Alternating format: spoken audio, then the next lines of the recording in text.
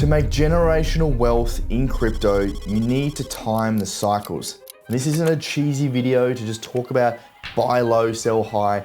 It is a lot more complicated than that. And so many people just look at cryptocurrency as a market cap, as a sector that is only impacted by itself. But that is the furthest thing from the truth. The upside risks to inflation have diminished and the downside risks to employment. Cryptocurrency is a very small industry amongst a larger macroeconomic financial sector that is super complicated with so much stuff going on that impacts the prices of crypto day to day.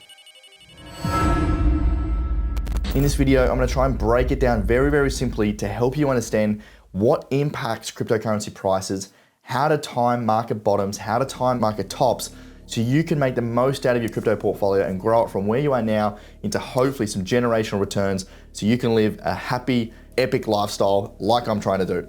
So the first thing to understand is there's really two factors that impact crypto. You've got cryptocurrency markets and you've also got the macroeconomic factors, right? They're really the two things you need to understand. And predominantly the macro is the thing that impacts crypto the most, right? Now, what are those macroeconomic factors? Well, they're things like interest rates, there's things like money printing and the central bank balance sheet, there's things like the stock market, there's international trade, recession, there's war, there's so many different things that impact crypto on a day-to-day level. And really it all comes down to the underlying factor of supply and demand. Every market at the end of the day is impacted by the demand of an asset and the amount there is to buy, right? If we think at a really fundamental level like fiat currency, the reason Bitcoin exists is the fact that there is an infinite supply of fiat currency where central banks continue to print more and more fiat currency, which increases the supply. And as demand stays the same or decreases, you start to get a lower purchasing power of that dollar and you get, what's called inflation, as we all know. On the opposite side of that, something like Bitcoin, where you have a limited supply and growing demand, that puts pressure on the price and the asset goes up. Okay, that's a very simple level. But across the board, if you think about supply and demand, and if you think about when the stock market goes up, there's more demand for assets, there's more money in the economy, more people have money to invest. The same goes with cryptocurrency. And they're looking for what's called risk on assets. So they're looking to adjust their risk to a higher profile. They're gonna look at something like Bitcoin, Ethereum, and cryptocurrency. That's when the demand goes up. So many coins, especially Bitcoin and the top ones, you have a lower supply economics, right? So when you have low supply or less supply coming into the market and high demand, it pushes the pressure of the price up. Now, that's all well and good. Okay, we can say, great, well, if more people want to buy it, the price is going to go up. But who are these people, and when do we know when they have enough money that they want to even buy it, or do they, is it going to have demand at all, right? And there's so many levels to this. So I really want to start with just Bitcoin. If we think about just Bitcoin, who is buying Bitcoin, right? Why would you buy Bitcoin? Well, again, for a lot of people, it's about hedging against the macroeconomic industry or the assets that you may hold outside of crypto, right? So for someone that has a lot of property, maybe it's a business with a lot of cash on their balance sheet like MicroStrategy, maybe it's a country, right? Like, Venezuela and places like these. Maybe it's just an individual that's looking to diversify against their stock portfolio, whatever it might be. They're looking at Bitcoin as a hedge against what's going on, and that increases demand.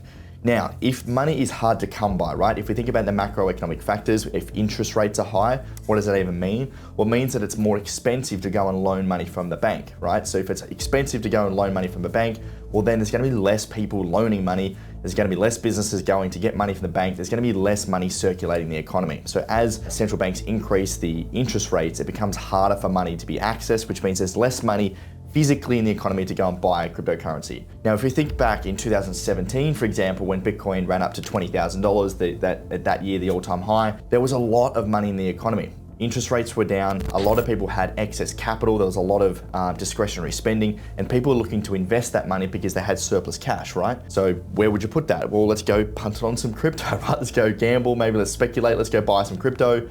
And that market cycle was very much retail led. Now, if you think about this current cycle, there is very few retail investors at all. In fact, the retail interest from a sentiment level is down 75% compared to the 2021 peak. Why is that? Well, we think about interest rates are high, cost of living is going up, inflation has been high, there is less discretionary spending, there is less money, which means the demand is down, which means the prices don't go up as much, right? Okay, that's a very simplified level of thinking. But that's basically, the reason why prices don't go up is there's less demand. Now, when you get big corrections like we've seen in August in this year, just technically speaking, there's two types of corrections you can have. There's a technical correction or a fundamental correction.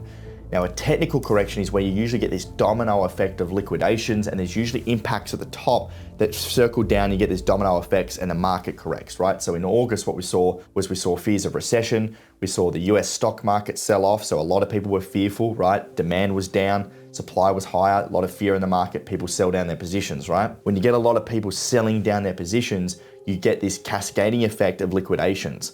What does that mean? Well, you basically got people that are betting for the market to go higher, and they have margin calls, right? So let's say you're betting at this price to go to a 10 to 100 and the price goes to 5 or 4. This person now needs to add more capital at their position at 3 to 4 because they're betting it to go to 100. Otherwise, they're going to get liquidated. And if they get liquidated, they lose everything. So what happens is you get these cascading liquidation effects where one after the other, they get liquidated. And when you get multiple large positions getting liquidated, it has huge sell pressure on the price. And then you get these massive cascading effects. So in August, we saw Jump Trading start to sell off a lot of their crypto, a lot of their Ethereum, for example, and we just saw the market tumble, right? Then you had fears, in Japan. Japan had its worst day on the stock market since the 1980s. The Korean stock exchange shut down. We got these cascading effects, and all of a sudden, everyone panics and you get these huge liquidation events. Now that's a technical sell-off event, right? That is better than a fundamental selling off event. A fundamental selling off event is when something physically is broken within the system, right? Something fundamental has changed, maybe, something's busted on the Ethereum blockchain, God forbid. Something bad has happened and fundamentally we have a huge sell-off, right? So there's two different types there. The technical sell-off is the better one. It's not great regardless, but it is the better of the two. So when we were looking at those positions, and I saw a lot of people very fearful in August around why we were selling off and why prices were going down, we had to look broader because this wasn't just an impact of crypto, this was the impact of the macro coming and hitting crypto. Again, crypto is just a very small percentage of the financial markets that ultimately is impacted primarily by bigger markets, okay? So it's really important to understand that macro has a large impact on crypto. And we think back to the COVID period, right, back in 2020, this was the biggest impact and biggest example of how, regardless of what industry you're in, if there's mass fear in the markets and there's mass uncertainty about where the world is going and what's going on, there's recession fears, no one knows what's going on, everything will sell off. Bonds went into negative, crypto plummeted. The worst day I think Bitcoin dropped 50% from 10,000 to 5,000. Everything plummeted, right? Markets do not like uncertainty, right? When there's uncertainty and fear in the markets, they are going to sell off, okay? But this is where it creates opportunity. If we look back and see what happened during those COVID periods when Bitcoin went from 10,000 to 5,000 in a day, Bitcoin for the next 18 months went on one of the biggest runs in cryptocurrency history and went on to do a 13 times its growth from 5,000 to 67,000 in the space of 18 months. Now, what happened? Well, there was a lot of uncertainty. There was blood in the streets. There was a lot of fear. Everyone was panic selling. They gave up. They threw in the towel. But this was the counter trade. And if you look historically amongst the best investors, when Amazon went down 98%, you look at Warren Buffett, be fearful when people are greedy and greedy when people are fearful. These are the opportunistic times to buy. It's gonna feel bad though. It's gonna feel wrong. You're gonna feel like, you shouldn't be buying. Everyone's throwing in the towel and it's very negative, very bearish sentiment. But these have been the best opportunities to buy. Why is that? Because you're playing against the market. We've got to remember these are two sides of the markets. We're not living in some virtual reality world. There is a buyer and a seller, right, on the other side of the market. So when we look at those returns, buying when the market is in those fear states is usually a really good time to buy.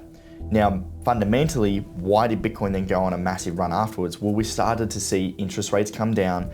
We started to see the US buy back their bonds and start the money printers. They started expanding the balance sheet. And if you look at the central bank balance sheet chart over the Bitcoin price, it is highly correlated. As the money printers get started, that money finds its way into risk-on assets. And back to what I said at the start, when money's easier to come by, when businesses can go and lend out and people have discretionary spending, they go and invest that money into areas where they might get a greater return. They'll do that over periods of time where interest rates are high and it's harder to get money and there's recession fears and there's fears. They're not going to invest that money into highly risky assets. They want to protect that money, right? People don't want to go bet the farm and lose their capital. Maybe some of you do because we're in crypto, right? Not necessarily lose all your money, but we have higher risk appetites. But we are a very small percentage of the investing world. We've got to remember that, guys. Like crypto people, we think sometimes that the world revolves around crypto and Solana and Ethereum. I guarantee it doesn't. You go outside Twitter, you go outside your bedroom, and you go into the real world and you go and talk to someone on the street. Most people are not going to have a clue what cryptocurrency is. They've probably heard of it, but they don't really know. So that's important to remember, that the macro impacts have the biggest price, correlation or impact with the cryptocurrency market. So to understand crypto cycles and when the right time to buy and sell is, you need to understand the macro, okay? Once you've got that down pat, now we can look into the crypto side. So now we understand the macro, really what drives crypto prices outside of the demand of the asset, right? Where does that value get created? Well, it really comes down to the fees generated, the transaction volume, the amount of people buying and selling a token, the amount of people utilizing that token. For example, you've got ETH, you've got the gas fees that are created by transactions, Solana with staking and also using the Solana blockchain. You've got Bitcoin and using the Bitcoin network that generates the fees to miners. You've got things like Maple, for example, is a DeFi project that I'm invested in, creates the utility, and when people are taking out loans and earning interest on their assets, that derives a lot of those fees through the Maple token. So really it's about the utility of the asset. And if you think about just something being utilized more and more, that's what drives the price up. And you can think about that like in the share market, right? Or the stock market, when you've got more cash flows, more profits, that drives the price of a share up.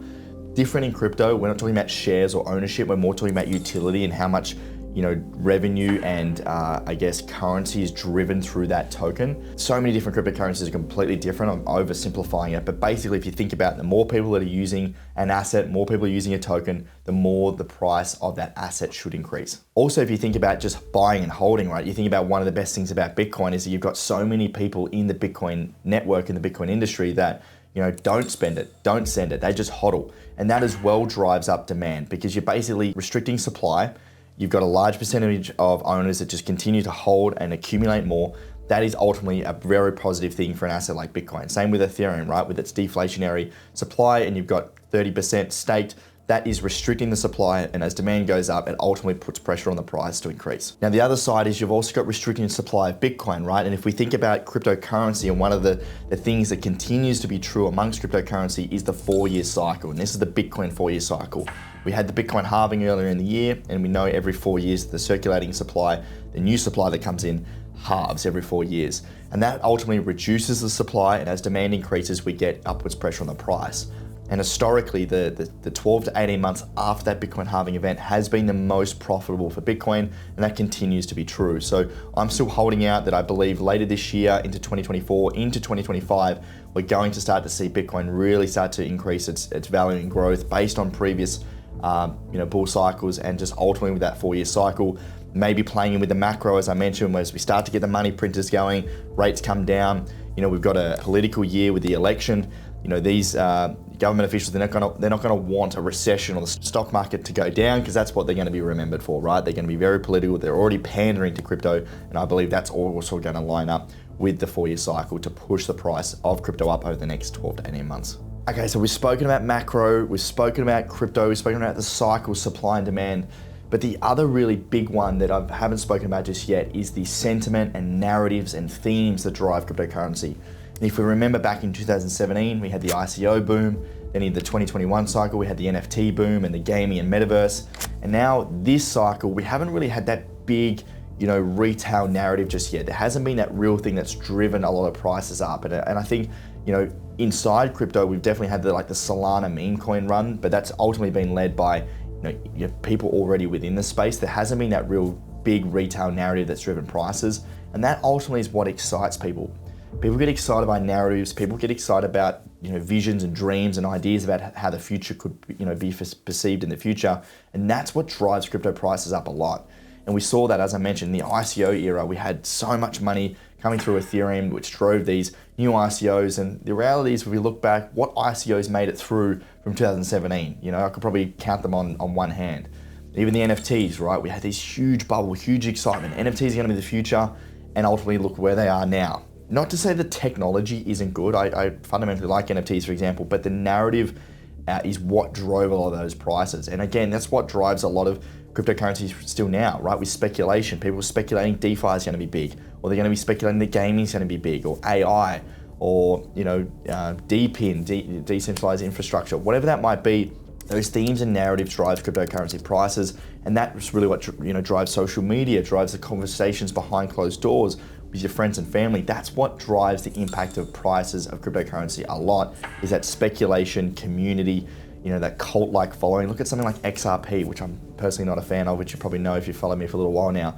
They have one of the best communities. There's nearly a cult-like following. If you speak to any XRP fan that really loves XRP, they are believers. They're gonna hold that thing forever, even though that it's probably down over the last 4 years.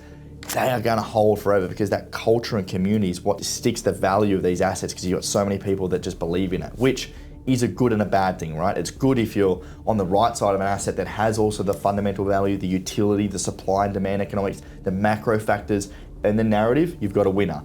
If you've just got narrative though, that doesn't hold true from a fundamental perspective, especially in corrections, right? And that's something like, for me, XRP, Cardano, these projects, I don't believe have a huge risk to reward return coming up. I think a lot of them are overvalued, and I just don't think they're gonna return a lot in this next cycle to come, but they've got a good, strong community, and that's what's holding them through. So that's something to consider. You've got the narratives and themes, it's a big one. Trying to predict those narratives, that's where you can get big returns as well. Where I made most of my money was investing into the metaverse back in 2018, before Facebook renamed to Meta. Then Facebook renamed, and we had a huge growth in the metaverse era. I was able to get out 20, 30, 40x returns, selling at like 2020, 2021. That was a huge return for me. If you can predict those narratives, that's where you can get a lot of return. Easier said than done, especially as there's now literally thousands more coins. It becomes, the asset selection component becomes far harder during this cycle than previous cycles, because there's just so many more assets to select, and the capital needs to find its way. So to stand out of the crowd, you need the community, you need the narrative, you need the fundamentals, you need the macro, you need all three of these to really come together and succeed in the cycle. The other thing as well with the cryptocurrency, and as I mentioned, the Cardanos of the world, this is where it comes back to also technological developments. Like, what are the roadmaps? What are the things they're unlocking? What's exciting them and so exciting the market about what's to come? And I think this is where Solana has done so well over the last, year or so, is they've had so many technological advancements. Arguably, why Solana is outperforming Ethereum and has been for a little while is because Ethereum has already done a lot of these upgrades. Their upgrades now are fewer and further between, because they're a more mature blockchain. They've grown to a certain size where their upgrades aren't coming as frequent, where Solana has just continued to drive new technological advancements, new upgrades. Those things get people excited. If you think about a new product, I own a Tesla, right? Every time there's a new feature or a new update, you get excited. You go and update and see the new UI, the new UX, the way it drives, the autopilot. These are things that keep you engaged with a product. If a product is not consistently updating its infrastructure or its developments, then people are going to get bored and people forget about these assets. So technological advancements and building of those assets and continuing to solve problems and get people excited is another reason why holding an asset that does those things can continue to drive the prices up. So these are really the key things that impact prices. And if you can time those things accordingly with the macro, with the 4-year cycle, with a narrative, with technological advancements, this is ultimately the things that combine to drive prices up. And if your assets aren't doing that, that's probably why they're underperforming. And a good indication to me is if something is outperforming or underperforming the market, is how is that asset performing against Bitcoin. Literally go to CoinGecko or CoinMarketCap, hit the little settings button, change the currency to Bitcoin, and have a look at your altcoins and see their last 12 months performance against Bitcoin. A lot of you will be surprised about how bad your altcoins are performing against Bitcoin, because of the way the industry is going and where the demand is at the moment is more at the higher end of the market, considering where we are in the cycle. I think that will change as we start to see a retail wave, but about timing the market and getting in the right assets at the right time is the most important thing for your portfolio returns. Hopefully that's been helpful. If you like these videos, I'd love for you to leave me to subscribe. Only about 50% of you subscribe to the channel. It'd be a massive help. It allows me to add more resources, add to my team, spend more money on these videos so I can come to you and help you each and every week. So thank you so much for listening, and I'll see you on the next episode.